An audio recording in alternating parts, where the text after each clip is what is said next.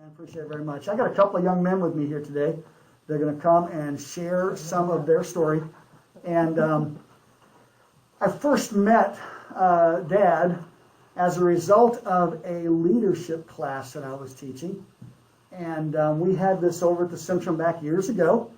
And so when we were in this situation, him and his wife showed up. We fed them, I believe, if I remember correctly. He had dinner and all of that's like $5 we charged, and we had someone help with dinner and that kind of stuff. And we did a leadership thing, and I think we did 2 of them. But they were one of the ones involved, and we have basically just connected since that time. And I can't think of many people I can think of in life who are really, truly just people who love people and people who really just want to honestly just walk the right life. And so I'm thankful for these folks, and I really count it a privilege to call them friends. And I know this all sounds like flowery, but I'm telling you, if you know the gentleman that comes out here, you're going to know that he's tried his best to do things and help other people, I guarantee you. And so I'm thankful for that. And I want him to come and share, because after there was a circumstance in his family, he unfortunately got that bad news. And I'm going to let him tell you that story about the bad news. So come on in, Al, if you would. Mr. Al Stevenson, appreciate you very much for coming. We're not doing handshakes, we're doing bumps. Okay, there. And, or air hugs. Air hugs, there we go. Hey, I'm not doing an air hug yet, so that's cool. Yeah, fantastic. Hey, Al, thanks for coming. I know this is not something that you do every day of the week. You don't have to go stand and talk to some guy in his pajamas. No, I don't. It's just a first for me. We gotta get closer. Really We gotta get closer, they said. We're not. Yeah. There we go. Yeah. All right, so I didn't realize we were outside the frame. Well, I didn't either. So just take a moment and talk about when we first met and some of the things that happened, and then let's get to your story this past year. So talk a little about when we met and just over time. Okay, well, like Bill was saying, Bill was teaching leadership classes down at the Central Mall down there. And me and my wife had decided that we were going to go down there. And we always seek for information, so Bill was really good at doing that. I think he was teaching from John Maxwell, if I remember correctly. Yep, absolutely. In the process of coming to one of the classes out here, we run into Miss Sheila Stewart, who's head of volunteer services up to the hospital. Yep, she was here earlier. Yeah, and really, I'm sorry I missed her. Yep. Anyway, she talked to us about volunteering up at the hospital. And we put it off for maybe a year or so. Then we finally went up there and did that. And it's probably one of the best things that's ever happened to me, because I'm not really a social person. And volunteering at the information desk allowed me to run into a lot of people that I knew, some I didn't know, but it brought out in me some of the things that I never wanted to do. So all of that was important to me. I've made a lot of friends up at the hospital. I've also seen some leave. So it was very important to me to be able to do that, and always look back at Bill, because Bill was I don't know, I guess you would call it the doorway to opening up part of my life that I didn't really want to do. The process, we had always worked with the 2020 project, and we still, when my son developed cancer, then I was spending time for probably almost 3 years taking him out to the cancer center.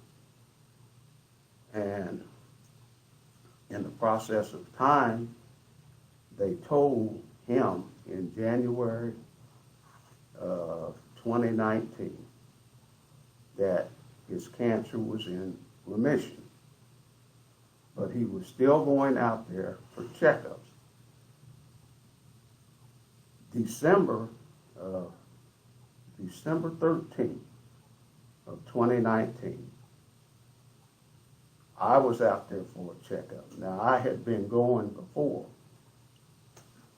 and they told me that I had viral leukemia. And they started drawing blood. and sending it off to Mayo Clinic.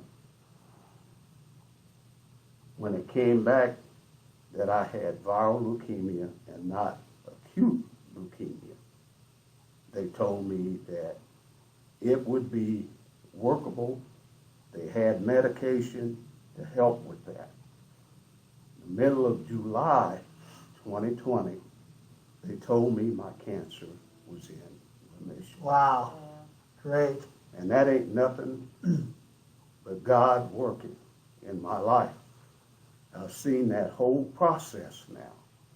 And I've seen where he put me, where he wanted me to go, and now I walk by faith and not by sight. Wow. But the journey's not over, because on December 27th, they told me my son's cancer was back. They haven't decided yet how they're going to work on that. But we put ourselves in a position of trusting God and letting God work through the process and helping us continually day by day. So I'll let you get off of this thing since you are not necessarily the most comfortable here, and I'll bug Derrick and have him come up here. All right. So yeah, hey, do a fist bump to them out there. Just give them a fist bump out there. Okay, there we go. All right. Thanks. I appreciate that very much. So now I want to welcome in Derrick, his son, and Derrick and I did a video. I don't know. It's probably been a year ago, maybe something like that, since our last time. So come on up here, Derrick. And so. Yeah, it's a lot of fun to spend some time with Derrick, and I just really appreciate the time I got to spend with him last time. I thought it'd be fun to do this again. So, so Derrick, your dad talked a little about your journey with cancer. So tell us about your diagnosis. When were you diagnosed, and what's going on? Do you remember all those things? I think your mom had to fill in some of these answers last time. Yeah. So tell me what you remember about your cancer journey. Well, let's see. Well, I went out there because I had a lump on my throat, and my parents they kept looking at me like, this is getting bigger, we're ready to go check this out. And, so when we went out there, we were sitting there and everything, and it was like, when he told me that, I don't know whether they could see my face, but I guess it was like, I can't believe it. Yeah. But, God has really helped me through it,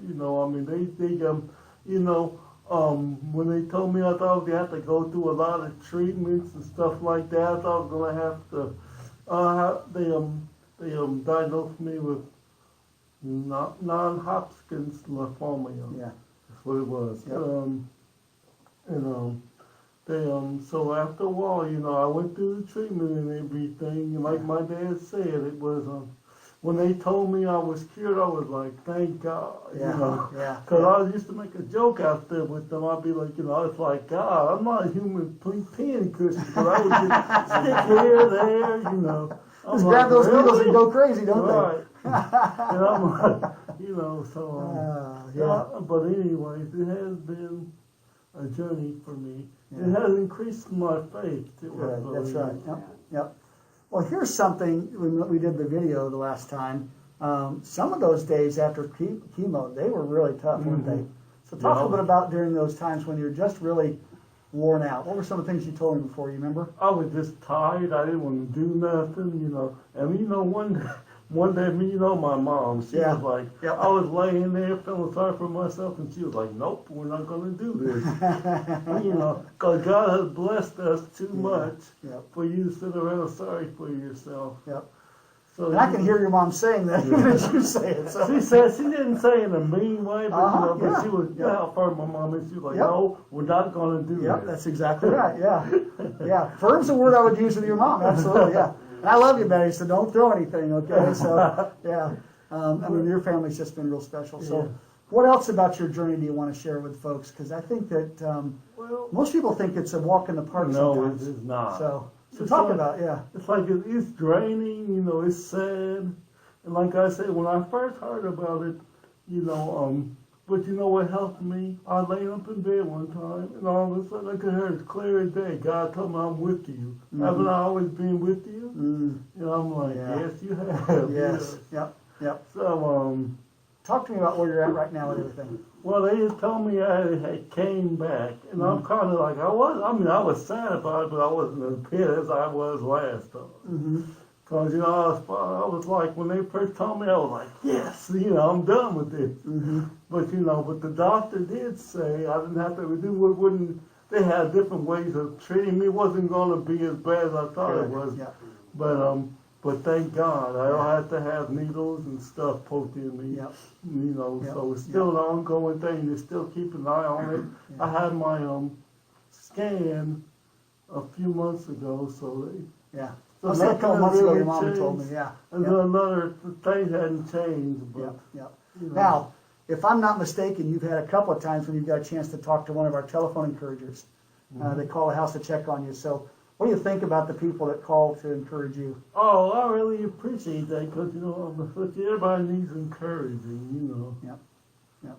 You know, I mean, it's okay to encourage yourself, but it's always good that somebody out there, you know. Yeah. You Fantastic. know, Yep. Yeah, so I have to admit, there was sometimes my feet was like, whoa, Yep. you know. And that's the conversations we had, yeah. Yep, yeah. It's tough. It's like a roller coaster for sure, isn't it?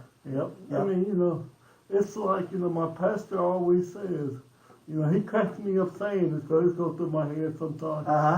He says, when he goes through stuff, he says, he asks God, why me? And sometimes he says the same thing God says to him. I mean, he says, why not? Yeah. You know. Yep, yep. Yeah, each of us are given a path, and why not us, right? Yeah.